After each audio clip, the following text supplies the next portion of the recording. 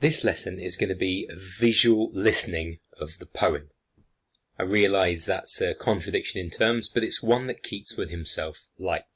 So I've put together for you a visual slideshow of images which will help you as I read you the poem. Okay?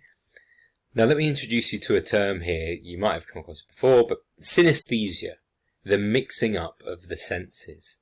Keats absolutely loves that technique. He uses it quite a lot. And you'll hear it a few times through the poem. But I thought that was quite appropriate as we're doing a visual listening of the poem now. Now, obviously, it's one that you can listen back to at various other times. I don't claim to be a brilliant reader. I think there's better versions of it online. But hopefully it helps a little bit as well. Seeing some images as you go along might make it a little bit memorable for you. Okay, here we go. Upon a time, before the fairy broods drove Nymph and Satyr from the prosperous woods, before King Oberon's bright diadem, sceptre mantle, clasped with dewy gem, frighted away the dryads and the fauns from rushes green and brakes and cowslip lawns, the ever-smitten Hermes, empty left his golden throne, bent warm on amorous theft. From high Olympus had he stolen light, on this side of Jove's clouds, to escape the sight of his great summoner, and made retreat into a forest on the shores of Crete. For somewhere in that sacred island dwelt a nymph, to whom all hoofed satyrs knelt, at whose white feet the languid Tritons poured pearls, while on land they withered and adored. Fast by the springs where she to bathe was wont, and in those meads where sometime she might haunt, were strewn rich gifts, unknown to any muse, though fancy's casket were unlocked to choose. Ah, what a world of love was at her feet! So Hermes thought, and a celestial heat burnt from his winged heels to either ear, that from a whiteness as a lily clear blushed into roses amid his golden hair, fallen in jealous curls about his shoulders bare. From vale to vale, from wood to wood he flew, breathing upon the flowers his passion knew, and wound with many a river to its head, to find where this sweet nymph prepared her secret bed. In vain.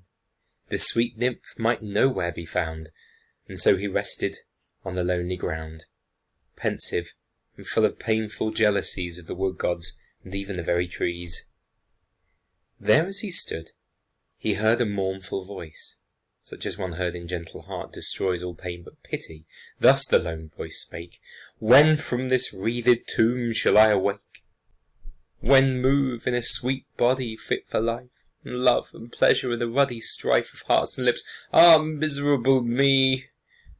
The god, dove-footed, glided silently round bush and tree, and soft brushing in his speed the taller grasses and full-flowering weed, until he found a palpitating snake, bright and cirque de couchant in a dusty brake.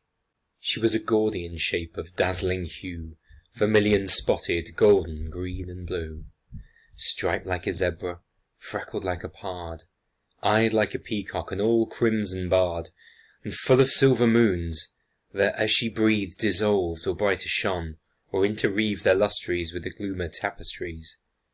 So rainbow-sided, touched with misery, she seemed at once some penanced lady elf, some demon's mistress, or the demon's self. Upon her crest she wore a wannish fire, sprinkled with stars like Ariadne's tower. Her head was serpent, but ah, bitter-sweet, she had a woman's mouth, with all its pearls complete. And for her eyes, what could such eyes do there but weep, and weep that they were born so fair, as Proserpine still weeps for her Sicilian heir. Her throat was serpent, but the words she spake came as through bubbling honey, for love's sake. And thus while Hermes on his pinions lay, like a stooped falcon ere he takes his prey. Fair Hermes, crowned with feathers, fluttering light, I had a splendid dream of thee last night. I saw thee sitting on a throne of gold, among the gods, upon Olympus old, the only sad one. For thou didst not hear the soft lute-fingered muses chanting clear, nor even Apollo when he sang alone, deaf to his throbbing throat's long melodious moan. I dreamt I saw thee, robed in purple flakes, break amorous through the clouds as morning breaks, and swiftly as a bright Phoebean dart strike for the Cretan isle, and here thou art. Too gentle Hermes, hast thou found the maid? Whereat the star of Lethe not delayed his rosy eloquence, and thus inquired, Thou smooth-lipped serpent, surely high inspired, thou beauteous wreath with melancholy eyes, possess whatever bliss thou canst devise, telling me only where my nymph is fled, where she doth breathe. Bright planet, thou hast said, returned the snake, but seal with oaths, fair god. I swear by my serpent rod, and by thine eyes, and by thy starry crown. Light flew his earnest words among the blossoms blown. Then thus again the brilliance feminine, Too frail of heart for this lost nymph of thine, free as the air, invisibly she strays about these thornless wilds. Her pleasant day she tastes unseen, unseen her nimble feet leave traces in the grass and flowers sweet. From weary tendrils and how branches green, she plucks the fruit unseen, she bathes unseen. And by my power is her beauty veiled, to keep it unaffronted, unassailed by the love glances of unlovely eyes, of satyrs, fauns, and bleared Silenus' sighs. Pale grew her immortality, for woe of all these lovers, and she grieved so I took compassion on her, bade her steep her hair in weird syrups, that would keep her loveliness invisible, yet free to wander as she loves in liberty. Thou shalt behold her, Hermes, thou alone, if thou wilt, as thou swearest, grant my boon. Then once again the charmed god began an oath, and through the serpent's ears it ran, warm, tremulous, devout, Psalterian. Ravished she lifted her Circean head, blushed a live damask, and swift lisping said, I was a woman, let me have once more a woman's shape, and charming as before. I love a youth of Corinth, oh the bliss, give me my woman's form, and place me where he is. Stoop, Hermes, let me breathe upon thy brow, and thou shalt see thy sweet nymph even now.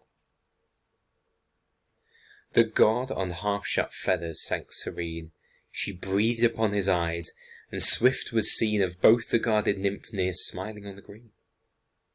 It was no dream, or say a dream it was, real are the dreams of gods, and smoothly pass their pleasures in a long immortal dream.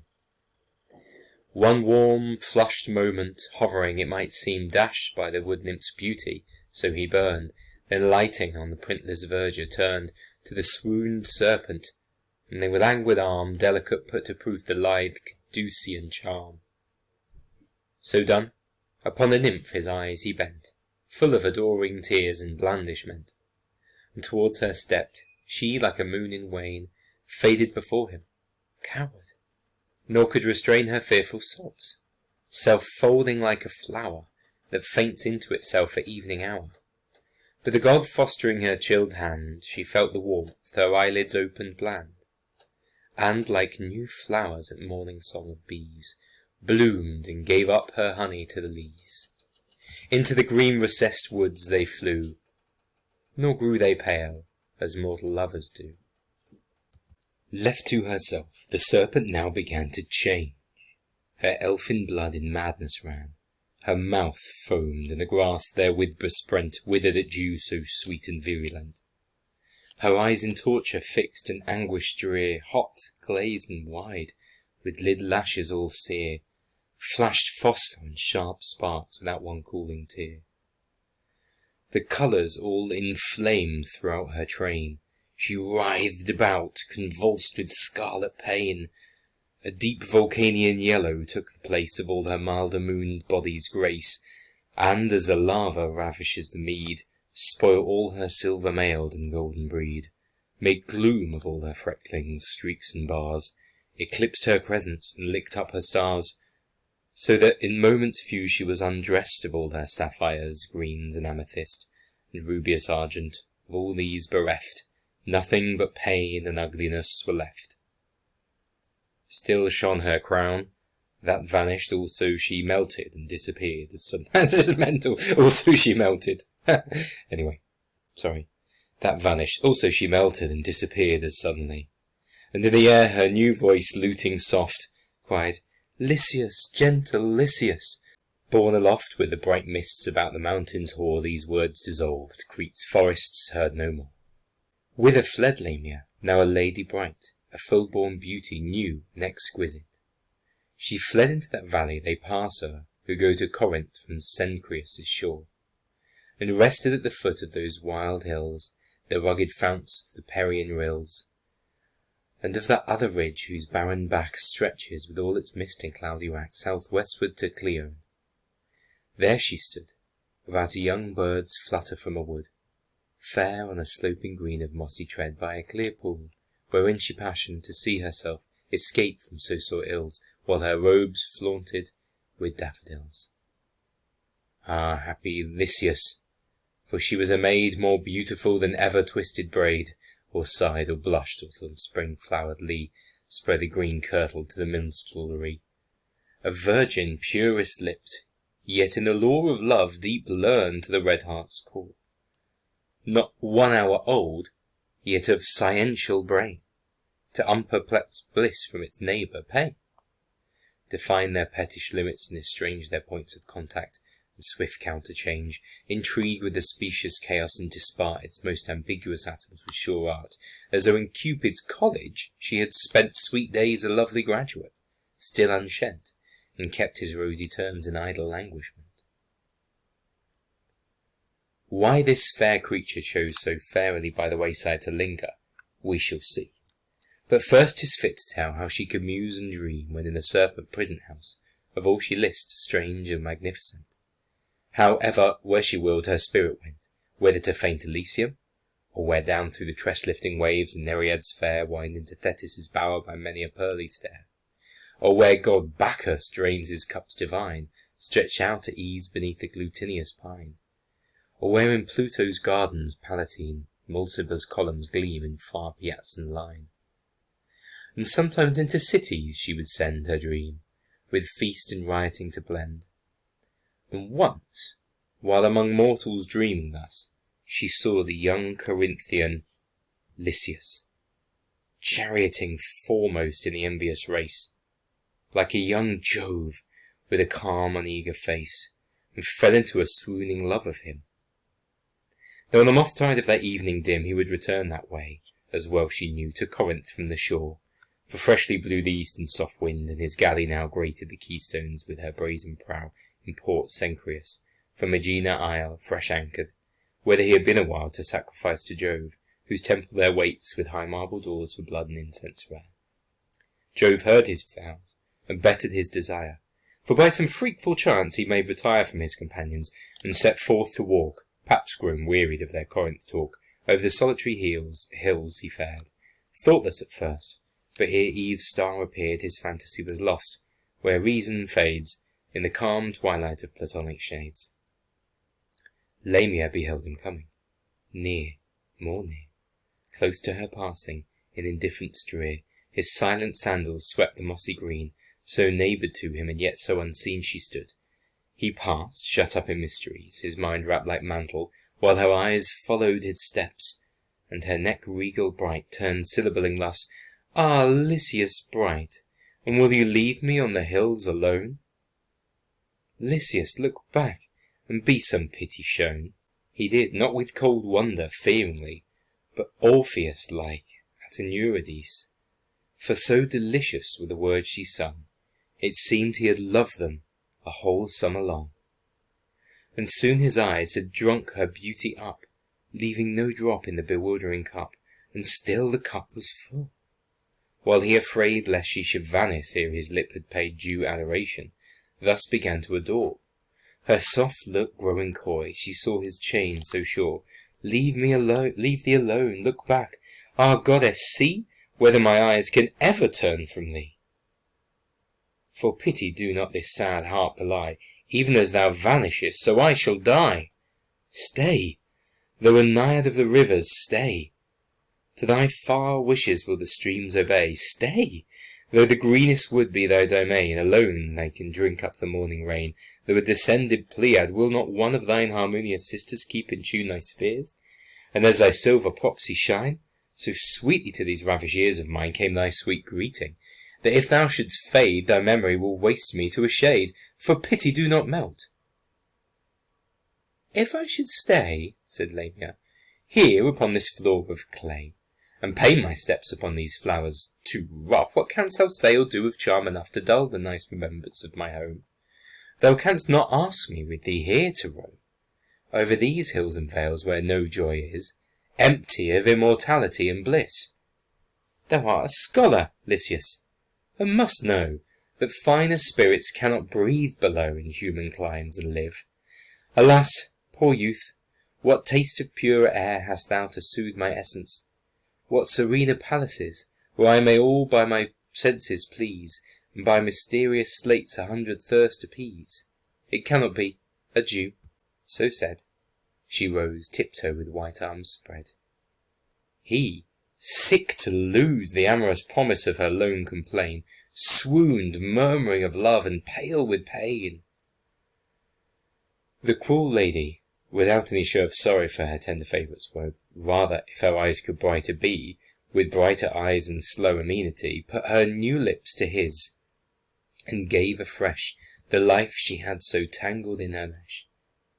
And as he from one trance was wakening into another, she began to sing, happy in beauty, life and love and everything.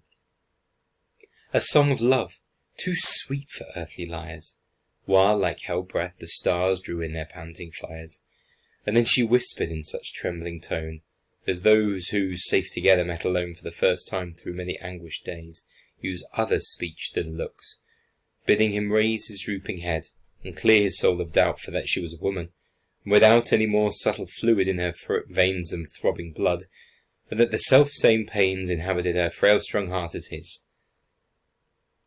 And next she wondered how his eyes could miss her face so long in Corinth, where she said she dwelt but half retired, and there had led days happy as a gold coin could invent without the aid of love. Yet incontent till she saw him, as once she passed him by, where against a column he leant thoughtfully at Venus's temple porch, mid baskets heaped of amorous herbs and flowers, newly reaped late on that feast. And as 'twas night before the Adonian feast, whereof she saw no more, but wept alone those days, for why should she adore? Lysias from death awoke into amaze, to see her still and singing so sweet lays.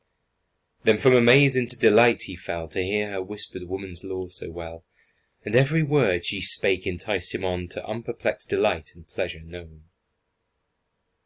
Let the mad poets say whatever they please, of the sweets of fairies, perils, goddesses. There is not a treat among them all, haunters of cavern, lake, and waterfall, as a real woman. Lineal indeed from Pyrrha's pebbles or old Adam's seed. Thus gentle Lamia judged and judged aright, that Lysias could not love in half a fright, so threw the goddess off and won his heart more pleasantly, by playing woman's part, with no more awe than what her beauty gave, that one its smoke still guaranteed to save. Lysias to all made eloquent reply, marrying to every word a twin-born sigh, and last, pointing to Corinth, asked her sweet, if 'twas too far that night for her soft feet.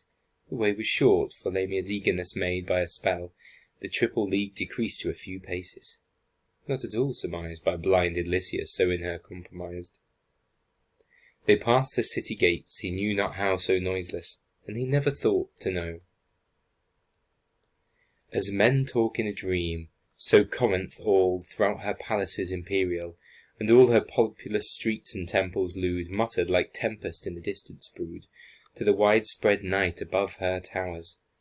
Men, women, rich and poor, in the cool hours, shuffled their sandals o'er the pavement white, companioned or alone, while many a light flared here and there from wealthy festivals, and threw their moving shadows on the wall, or found them clustered in the cornice shade of some arched temple door or dusky colonnade.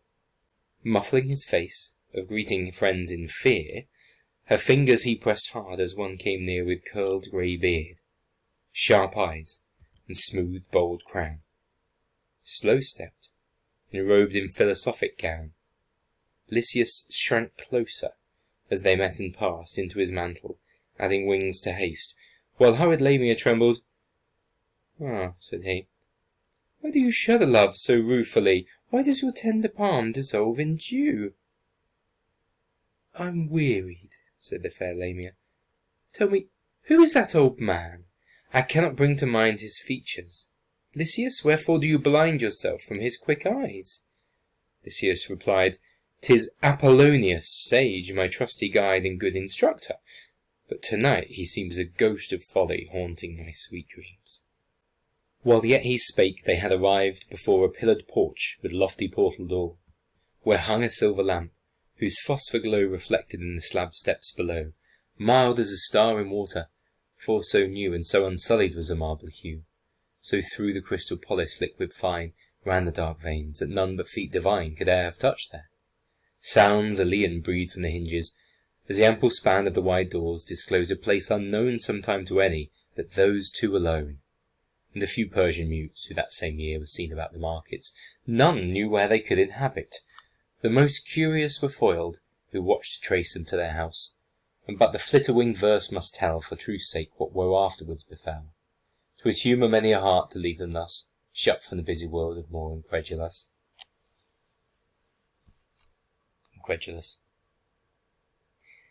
That's the end of part 1, and as Keats says at the end, it would be lovely, wouldn't it? It would cheer all of our hearts if we left them just living there happily ever after. But unfortunately, there's a part 2. So everything's going very well. Lamia, Lysias, really happy, just blissfully ignoring everything in the world. And then part 2 starts. So here we go. Love in a hut, with water in a crust, is love, forgive us, cinder, ashes, dust. Love in a palace is perhaps at last more grievous torment than a hermit's fast. But is a doubtful tale from fairyland, hard for the non-elect to understand. Had Lysias lived to hand his story down, he might have given the moral a fresh frown, or clenched it quite, but too short was their bliss to breed distrust and hate, and make the soft voice hiss. Besides, there nightly, with terrific glare, love, jealous grown of so complete a pair, hovered and buzzed his wings, with fearful roar, above the lintel of their chamber door, and down the passage cast a glow upon the floor. For all this came a ruin. Side by side they were enthroned, in the eventide, upon a couch, near to a curtaining whose airy fixture from a golden string floated into the room, and let appear unveiled the summer heaven, blue and clear. Betwixt 2 marble shafts, there they reposed, where use had made it sweet with eyelids closed, saving a tide which love still open kept, that they might see each other while they almost slept. When from the slope side of a suburb hill, deafening the swallow's twitter, came a thrill of trumpets. Lysias started, the sounds fled, but left a thought, a buzzing in his head. For the first time since first he harboured in that purple-lined palace of sweet sin, his spirit passed beyond its golden bourne into the noisy world, almost forsworn. The lady, ever watchful, penetrant, saw this with pain, so arguing a want of something more than her empery of joys, and she began to moan and sigh because he mused beyond her, knowing well that but a moment's thought is passion's passing bell. "Why do you sigh, fair creature?" whispered he. "Why do you think?" returned she tenderly. "You have deserted me. Where am I now? Not in your heart while care weighs on your brow. No, you have dismissed me, and I go from your breast houseless. Aye, it must be so." He answered, bending to her open eyes, where he was mirrored small in paradise, "My silver planet, both of eve and morn, why will you plead yourself so sad forlorn, while I am striving how to fill my heart with deeper crimson and a double smart? How to entangle, trammel up and snare your soul in mine, and labyrinth you there like the hid scent in an unbidden rose? Aye, a sweet kiss, you see your mighty woes. My thoughts, shall I unveil them? Listen then. What mortal hath a prize, that other men may be confounded and abashed withal, but lets it sometimes pace abroad majestical, and triumph as in thee I should rejoice, amid the hoarse alarm of Corinth's voice? Let my foes choke and my friends shout afar, while through the thronged streets your bridal car wheels round its dazzling spokes." The lady's cheek trembled, she nothing said, but pale and meek arose and knelt before him, wept a rain of sorrows at his words, at last with pain beseeching him, the while his hands she wrung, to change his purpose. He thereat was stung, perverse with stronger fancy to reclaim her wild and timid nature to his aim.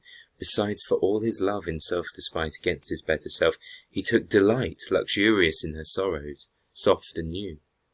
His passion, cruel grown, took on a hue, fierce and sanguinous as 'twas possible in one whose brow had no dark veins to swell. Fine was the mitigated fury, like Apollo's presence when in act to strike the serpent. Ha! The serpent! Certes she was none. She burnt, she loved the tyranny, and all subdued, consented to the hour when to the bridal he should lead his paramour. Whispering in midnight silence, said the youth, Sure some sweet name thou hast, though by my truth I have not asked it, ever thinking thee not mortal but of heavenly progeny, as still I do. Hast any mortal name, fit appellation for this dazzling frame? Or friends or kinsfolk on the sighted earth, to share our marriage feast and nuptial mirth? I have no friends, said Lamia. No, not one. My presence in wide Corinth hardly known. My parents' bones are in their dusty urns, sepulchred where no kindled incense burns. Seeing all their luckless race are dead, save me, and I neglect the holy rite for thee. Even as you list, invite your many guests, but if, as now it seems, your vision rests with any pleasure on me, do not bid old Polonius. From him keep me hid. Lysias, perplexed at words so blind and blank, made close inquiry from whose touch she shrank, feigning asleep, and he to the dull shade of deep sleep in a moment was betrayed. It was the custom then to bring away the bride from home at blushing shut of day, veiled in a chariot, heralded along by strewn flowers, torches, and a marriage song, with other pageants, but this fair unknown had not a friend. So being left alone, Lysias was gone to summon all his kin, and knowing surely she could never win his foolish heart from its mad pompousness, she set herself, high-thoughted, how to dress the misery in fit magnificence. She did so, but 'tis doubtful how and whence came, and who were her subtle servitors. About the halls, and to and from the doors, there was a noise of wings, till in short space the glowing banquet-room shone with wide-arched grace. A haunting music, sole perhaps and lone supportress of the fairy roof, made moan throughout, as fearful the whole charm might fade.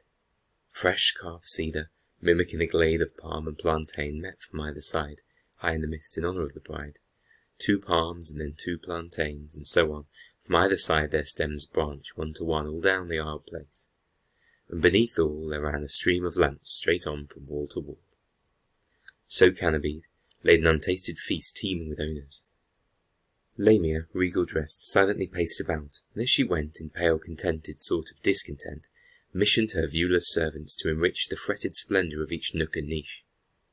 Between the tree stems, marble plain at first, came jasper panels, then anon there burst forth creeping imagery of slighter trees, and with the larger wove in small intricacies. Approving all, she faded at self-will, and shut the chamber up close, hushed and still, complete and ready for the revels rude when dreadful guests would come to spoil her solitude. The day appeared, and all the gossip rout. O senseless Lysias, madman, wherefore flout the silent blessing fate, warm cloistered hours, and show to common eyes these secret bowers? The herd approached, each guest with busy brain, arriving at the portal, gazed amain, and entered marvelling, for they knew the street, remembered it from childhood all complete, without a gap, yet ne'er before had seen that royal porch, that high-built fair demesne, that in they hurried all, mazed, curious, and seen, save one, who looked thereon with eye severe, and with calm planted steps walked in austere. 'Twas Polonius. Something too he laughed, as though some knotty problem that had daft his patient thought had now begun to thaw, and solve and melt. 'Twas just as he foresaw. He met within the murmurous vestibule his young disciple. "'Tis no common rule, Lysias," said he, "for uninvited guests to force himself upon you, and infest with an unbidden presence the bright throng of younger friends. Yet must I do this wrong, and you forgive me." Lysias blushed, and led the old man through the inner doors board spread, with reconciling words and courteous mien, turning into sweet milk the sophist spleen. Of wealthy lustre was a banquet room, filled with pervading brilliance and perfume. Before each lucid panel fuming stood a censer fed with myrrh and spiced wood, each by a sacred tripod held aloft, whose slender feet wide served upon the soft wool-woofed carpets. 50 wreaths of smoke from 50 censers their light voyage took to the high roof, still mimicked as they rose along the mirrored walls by twin clouds odorous. 12 sphered tables, by silk seats ensphered, high as the level of a man's breast, reared on Libet's paws, upheld the heavy gold of cups and goblets, and the store thrice told of Sirius's horn, and in huge vessels wine come from the gloomy tun with merry shrine. Thus loaded with a feast the tables stood, each shrine in the midst the image of a god. When in an antechamber every guest had felt the cold full sponge to pleasure press, by ministering slaves upon his hand and feet, and fragrant oils with ceremony meet poured on his hair, they all moved to the feast in white robes, and themselves in order placed around the silken couches, wondering whence all this mighty cost and blaze of wealth could spring. Soft went the music, the soft air along, while fluent Greek vowel undersong kept up among the guests, discoursing low at first, for scarcely was the wine at flow. But when the happy vintage touched their brain, louder they talk, and louder came the strains of powerful instruments. The gorgeous dyes, the space, the splendour of the draperies, the roof of awful richness, nectarous cheer, beautiful slaves, and Lamia's self appear. Now when the wine has done its rosy deed, and every soul from human trammels freed, no more so strange, for merry wine, sweet wine, will make Elysian shades not too fair, too divine. Soon was god Bacchus at meridian height, flushed were their cheeks, and bright eyes double bright garlands of every cheek, and every scent from vales deflowered or forest trees branch rent, in baskets of bright osier gold were brought, high as a handle's heap, to suit the thought of every guest, that each, as he did please, might fancy fit his brows, silk pillowed at his ease. What wreath for Lamia? What for Lysias? What for the sage old Polonius? Upon her aching forehead be there hung the leaves of willow and of adder's tongue, and for the youth quick let us strip for him the thyrsus, that his watching eyes may swim into forgetfulness, and for the sage let speargrass and the spiteful thistle wage war on his temples. Do not all charms fly at the mere touch of cold philosophy? There was an awful rainbow once in heaven, we knew her worth, her texture she is given in the dull catalogue of common things. Philosophy will clip an angel's wings, conquer all mysteries by rule and line, empty the haunted air and gnomed mine, unweave a rainbow as it erewhile made the tender-personed Lamia melt into a shade. By her glad Lysias sitting in chief place, scarce saw in all the room another face, till, checking his love trance, a cup he took full-brimmed, and opposite set forth a look across the broad table, to beseech a glance from his old teacher's wrinkled countenance, and pledging. The bold-head philosopher had fixed his eye, without a twinkle or stir, full on the alarmed beauty of the bride, browbeating her fair form, and troubling her sweet pride. Lysias then pressed her hand with devout touch, as pale it lay upon the rosy couch. 'Twas icy, and the cold ran through his veins. Then sudden it grew hot, and all the pains of an unnatural heat shot to his heart. Lamia, what means this? Wherefore dost thou start? Knowest thou that man? Poor Lamia answered not. He gazed into her eyes, and not a jot owned they the loveless piteous appeal. More he gazed, his human senses reel. Some hungry spell that loveliness absorbs, there was no recognition in those orbs. Lamia! He cried, and no soft tone reply the many heard, and the loud revelry grew hush. The stately music no more breathes, the myrtle sickened in 1,000 wreaths. By faint degrees voice, lute, and pleasure ceased, a deadly silence, step by step increased, until it seemed a horrid presence there, and not a man but felt the terror in his hair. Lamia! He shrieked, and nothing but the shriek with its sad echo did the silence break. Begone, foul dream! He cried, gazing again in the bride's face, where now no azure vein wandered on fair-spaced temples, no soft bloom misted the cheek, no passion to illume the deep-recessed vision. All was blight. Lamia, no longer fair, there sat a deadly white. Shut those juggling eyes, thou ruthless man, turn them aside, wretch, or the righteous ban of all the gods whose dreadful images here represent their shadowy presences may pierce them on the sudden with the thorn of painful blindness, leaving thee forlorn in trembling dotage to the feeblest fright of conscience for their long offended might, for all thine impious proud heart sophistries, unlawful magic, and enticing lies. Corinthians, look upon that grey-beard wretch, mark how possessed his lashless eyelids stretch around his demon eyes. Corinthians, see! My sweet bride withers at their potency. Fool, said the sophist, in an undertone gruffed with contempt, which a death-nigh moan from Lysias answered, as heart-struck and lost, he sank supine beside the aching ghost. Fool, fool, repeated he, while his eyes still relented not nor moved. From every ill of life have I preserved thee to this day, and shall I see thee made a serpent's prey? Then Lamia breathed death breath. The Sophist's eye, like a sharp spear, went through her utterly. Keen, cruel, prescient, stinging. She, as well as her weak hand could any meaning tell, motioned him to be silent, vainly so. He looked and looked again a level. No. A serpent, echoed he. No sooner said than with a frightful scream she vanished. And Lysias' arms were empty of delight, as were his limbs of life from that same night. On the high couch he lay, his friends came round, supported him, no pulse or breath they found, and in its marriage robe the heavy body wound.